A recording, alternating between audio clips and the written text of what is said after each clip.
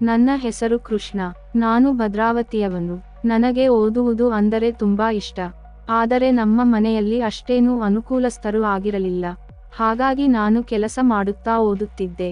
ನಮ್ಮ ಊರಿನಲ್ಲಿ ದುಡಿಮೆ ಕಡಿಮೆಯಾದುದರಿಂದ ನಾನು ಕೆಲಸಕ್ಕಾಗಿ ಬೆಂಗಳೂರಿಗೆ ಹೋಗಲು ನಿರ್ಧಾರ ಮಾಡಿದೆ. ನನ್ನ ಪಕ್ಕದ ಮನೆಯ ಅಣ್ಣನೊಬ್ಬ ಬೆಂಗಳೂರಿನಲ್ಲಿ ಕೆಲಸ ಮಾಡುತ್ತಿದ್ದುದರಿಂದ ನನಗೆ ಅವನೊಂದಿಗೆ ಬೆಂಗಳೂರಿಗೆ ಹೋಗಲು ಸುಲಭವಾಯಿತು. ಅಲ್ಲೊಂದು ಕೆಲಸಕ್ಕೆ ಸೇರಿಕೊಂಡು ಮನೆ ಒಂದನ್ನು ಬಾಡಿಗೆಗೆ ತೆಗೆದುಕೊಂಡೆ. ನಾನು ಬಾಡಿಗೆಗೆ ಇರುವ ಮನೆಯ ಮತ್ತೊಂದು ಪೋರ್ಷನ್ನಲ್ಲಿ ವಿಜಯವಾಡದಿಂದ ಪ್ರೀತಿಸಿ ಮದುವೆಯಾದ ಜೋಡಿ ಬಂದಿದ್ದರು.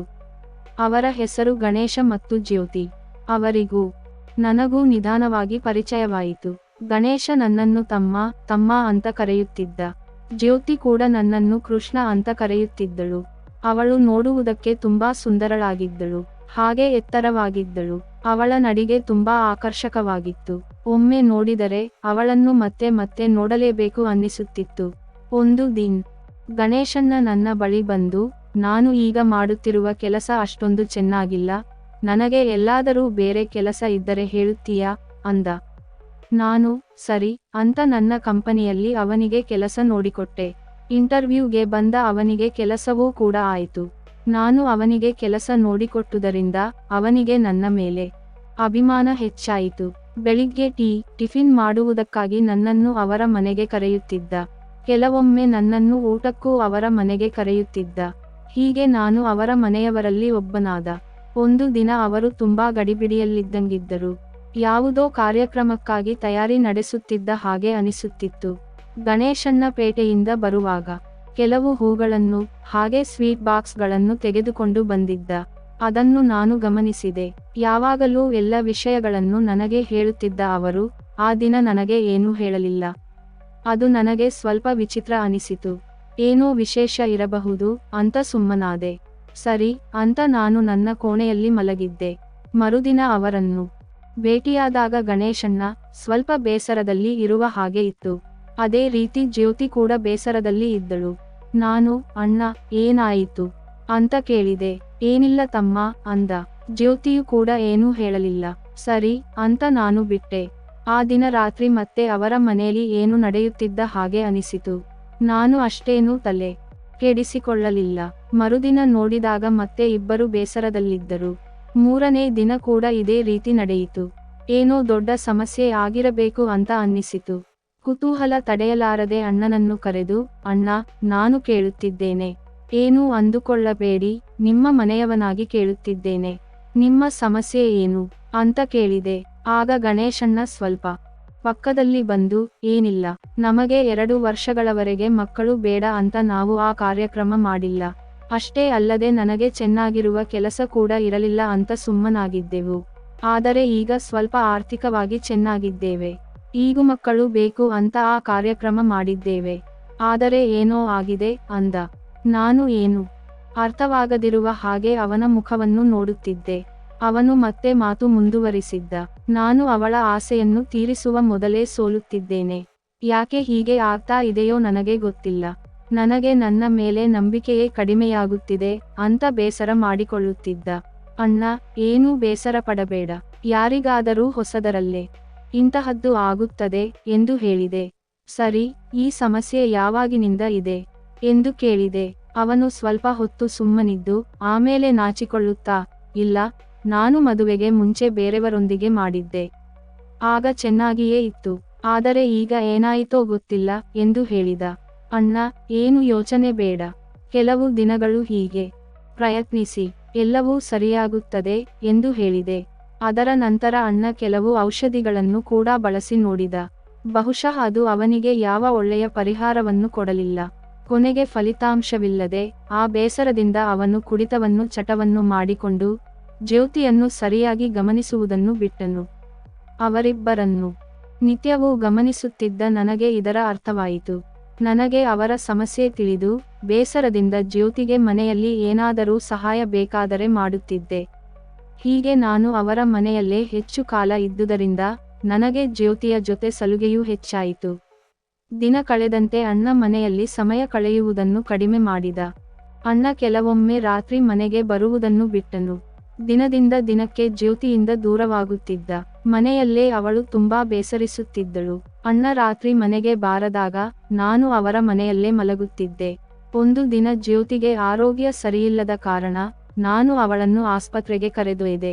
ಅಲ್ಲಿ ಯಾರೂ ಇಲ್ಲದಿದ್ದುದರಿಂದ ನಾನು ಎಲ್ಲ ರೀತಿಯಲ್ಲೂ ನೋಡಿಕೊಳ್ಳುತ್ತಿದ್ದೆ. ಹೀಗೆ ಜ್ಯೋತಿಗೆ ನನ್ನ ಮೇಲೆ ಪ್ರೀತಿ ಹೆಚ್ಚಾಯಿತು.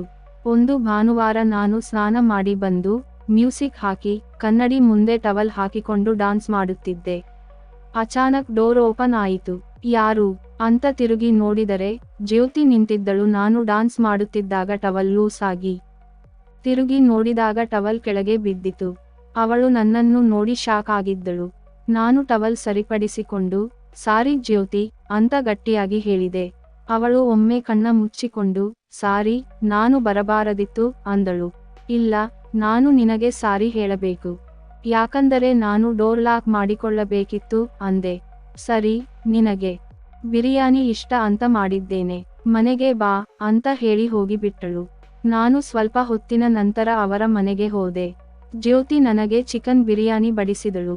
ನಾನು ತಿನ್ನುತ್ತಾ ಚೆನ್ನಾಗಿದೆ ಜ್ಯೋತಿ, ಅಚ್ಚು ಹೈದರಾಬಾದ್ ಬಿರಿಯಾನಿ ಹಾಗೆ ಅಂದೆ.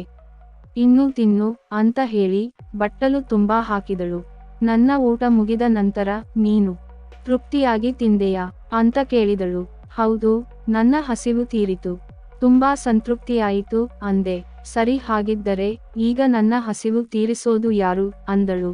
ನೀನು ಕೂಡ ಊಟ ಮಾಡು ಜ್ಯೋತಿ ಅಂತ ಹೇಳಿದೆ. ಆಗ ಅವಳು ನಗುತ್ತಾ ನನ್ನ ಹೊಟ್ಟೆಯ ಹಸಿವು ಅಲ್ಲ ಕೃಷ್ಣ, ನನ್ನ ಮನಸ್ಸಿನ ಆಳದ ಹಸಿವು ಅಂದಳು. ನಾನು ನಿನ್ನ ಬಗ್ಗೆ ಆ ರೀತಿ ಯೋಚಿಸಿಲ್ಲ ಜ್ಯೋತಿ ಅಂದೆ. ಸುಳ್ಳು ಹೇಳಬೇಡ, ನಿನ್ನ ಬಗ್ಗೆ ನನಗೆ ಗೊತ್ತು ಅಂದಳು. ಅದೊಂದು ದಿನ ನಾನು ನಿನ್ನ ರೂಮಿಗೆ ಬಂದಾಗ ನೀನು ಸ್ವಪ್ನ ಲೋಕದಲ್ಲಿ ಇದ್ದಿದ್ದನ್ನು ನಾನೇ ನೋಡಿದ್ದೇನೆ ಅಂದಳು. ಆದರೂ ಇದು ತಪ್ಪಲ್ವಾ ಅಂತ ಕೇಳಿದೆ. ಯಾವುದು ತಪ್ಪು? ನನ್ನ ಬಗ್ಗೆ ನಿನಗೆ ಗೊತ್ತಲ್ವಾ, ನಾನೆಷ್ಟು ಕಷ್ಟಪಡುತ್ತಿದ್ದೇನೆ. ನಿನ್ನ ಅಣ್ಣ ನನಗೆ ಆಸೆ ತೋರಿಸಿ ಸ್ವರ್ಗದ ಶಿಖರದವರೆಗೆ ಕರೆದುಕೊಂಡು ಹೋಗಿ ಮಧ್ಯದಲ್ಲಿ ಕೈಬಿಡುತ್ತಾನೆ. ಇದನ್ನೆಲ್ಲ ನಾನು ಎಷ್ಟು ದಿನ ಅಂತ ಸಹಿಸಿಕೊಳ್ಳಲಿ ಅಂತ ಆಳುತ್ತಾ ನನ್ನನ್ನು ತಬ್ಬಿಕೊಂಡಳು. ನಂತರ ಮುತ್ತಿನ ಮಳೆ ಸುರಿಸಿದಳು. ಇದ್ದಕ್ಕಿದ್ದಂತೆ ಅವಳು ಹೀಗೆ ಮಾಡಿದಾಗ ನನ್ನಲ್ಲೂ ಹಸಿವು ತೀರಿಸಿಕೊಳ್ಳುವ ಆಸೆ ಹೆಚ್ಚಾಯಿತು. ಇನ್ನೇನು, ನಾನು ಮುಂದುವರಿಯಬೇಕು. ಅಷ್ಟರಲ್ಲಿ ಅವಳು ದೂರ ಸರಿದಳು. ಏನಾಯಿತು ಎಂದು ಕೇಳಿದೆ. ನಿನಗೆ ಕಷ್ಟ ಆಗ್ತಾ ಇದೆ ಅಲ್ವಾ, ನನ್ನ ಪರಿಸ್ಥಿತಿಯು ಹೀಗೆ. ನಿನ್ನ ಅಣ್ಣ ಇದೇ ರೀತಿ ನನಗೆ ಪ್ರತಿದಿನ ಆಸೆ ತೋರಿಸಿ ಮಧ್ಯದಲ್ಲಿ ಕೈ ಬಿಟ್ಟು ಹೋಗುತ್ತಾನೆ ಎಂದು ಹೇಳಿದಳು. ನಾನು ಅವಳ ಭಾವನೆಗಳನ್ನು ಅರ್ಥಮಾಡಿಕೊಂಡು ಒಮ್ಮೆ ಅಪ್ಪಿಕೊಂಡು ಇನ್ನು ಮೇಲೆ ಇದರ ಯೋಚನೆ ಬೇಡ, ನಾನು ಇದ್ದೇನೆ ಎಂದು ಹೇಳಿ ಅವಳ ಹಣೆಗೊಂದು ಮುದ್ದು ಕೊಟ್ಟೆ. ಹಾಲ್ನಲ್ಲಿ ಸ್ವಲ್ಪ ಹೊತ್ತು ಇದ್ದು ನಂತರ ಬೆಡ್ ರೂಮಿಗೆ ಹೋಗಿ ಅವಳ ವೀಣಾ ತಂತಿಗಳನ್ನು ಮೀಟಿದೆ. ಅವಳು ತನ್ನ ಕಷ್ಟವನ್ನು ಹೇಳಿಕೊಳ್ಳುತ್ತಿದ್ದಳು. ನಾನು ಮತ್ತೆ ನಿನ್ನ ಅಣ್ಣ ಇಬ್ಬರೂ ಪ್ರೀತಿಸಿ ಮದುವೆಯಾದೆವು. ಮನೆಯವರಿಗೆ ಹೇಳದೆ ಬಂದೆವು. ಈಗ ಅವನು ನನ್ನನ್ನು ಸರಿಯಾಗಿ ನೋಡಿಕೊಳ್ಳುತ್ತಿಲ್ಲ ಅಂತ ಮತ್ತೆ ಮನೆಗೆ ಹೋಗಲಾರೆ ಎಂದು ಹೇಳಿ ಬೇಸರಪಟ್ಟಳು. ನಾನು ಅವಳನ್ನು ಗಟ್ಟಿಯಾಗಿ ಅಪ್ಪಿಕೊಂಡು ನೀನು ಎಲ್ಲಿಗೂ ಹೋಗಬೇಡ, ನಾನು ನಿನ್ನ ಜೊತೆ ಇರುತ್ತೇನೆ ಎಂದು ಹೇಳಿ ಅವಳಿಗೂ ಒಂದು ಕೆಲಸ ನೋಡಿಕೊಟ್ಟೆ. ಅದೆಷ್ಟೋ ದಿನ ನಮಗೆ ಮದುವೆಯಾಗದಿದ್ದರೂ ಗಂಡ ಹೆಂಡತಿಯಂತೆ ಇದ್ದೆವು. ಅಣ್ಣ ಆಗಾಗ ಬಂದು ಅವನಿಗೆ ಬೇಕಾದೆ ಕೆಲಸ ಮುಗಿದ ಮೇಲೆ ಮತ್ತೆ ಹೋಗುತ್ತಿದ್ದ. ಆದರೆ ಹೇಗಿದ್ದೀರಾ, ಏನು ಮಾಡುತ್ತಿದ್ದೀರಾ ಎಂದು ಕೇಳುತ್ತಿರಲಿಲ್ಲ. ನಾನು ಕೆಲವು ಸಮಯದ ನಂತರ ನನ್ನ ಕೆಲಸವನ್ನು ಬದಲಾಯಿಸಿಕೊಂಡು ಬೇರೆ ಕಡೆ ಮನೆ ಮಾಡಿದೆ. ಆದರೆ ಆಗಾಗ ಅವರ ಮನೆಗೆ ಹೋಗಿ ಬರುತ್ತಿದ್ದೆ. ಈಗ ಜ್ಯೋತಿಗೆ ಒಂದು ಗಂಡು ಮಗುವಿದೆ. ಗಣೇಶಣ್ಣ ಪ್ರತಿದಿನ ಮನೆಗೆ ಬರೆದಿದ್ದರೂ ಅವರ ಸಂಸಾರ ಮಾತ್ರ ಹಾಗೆ ನಡೆಯುತ್ತಿದೆ.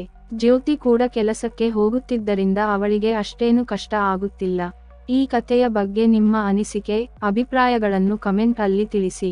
ವಿಡಿಯೋ ಇಷ್ಟವಾದಲ್ಲಿ ಲೈಕ್ ಮಾಡಿ, ಸ್ನೇಹಿತರೊಂದಿಗೆ ಹಂಚಿಕೊಳ್ಳಿ. ಚಾನೆಲ್ ಅನ್ನು ಸಬ್ಸ್ಕ್ರೈಬ್ ಮಾಡಿ ಸಪೋರ್ಟ್ ಮಾಡಿ. ಮುಂದಿನ ವಿಡಿಯೋದಲ್ಲಿ ಸಿಗೋಣ. ನಮಸ್ಕಾರಯ.